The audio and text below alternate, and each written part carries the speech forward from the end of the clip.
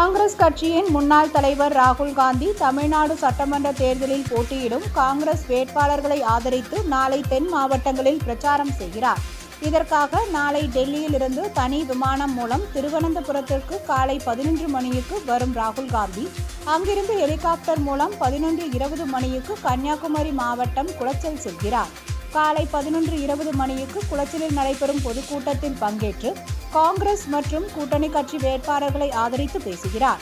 பின்னர் அங்கிருந்து 12:25 மணிக்கு ஹெலிகாப்டரில் புறப்பட்டு 12:50 மணிக்கு நெல்லை மாவட்டம் நாங்குநேரி சென்று அங்கு நடைபெறும் பொதுக்கூட்டத்தில் நாங்குநேரி தொகுதி காங்கிரஸ் வேட்பாளர் ரூபி மனோகரன், அம்பாசமுத்திரம் காங்கிரஸ் வேட்பாளர் VP துரை, பாளையங்கோட்டை திமுக வேட்பாளர் அப்துல் வஹாப், நெல்லை தொகுதி திமுக வேட்பாளர் சு. சுப்பிரமணியன் மற்றும் கூட்டணி கட்சி வேட்பாளர்களை ஆதரித்து பிரச்சாரம் செய்கிறார்.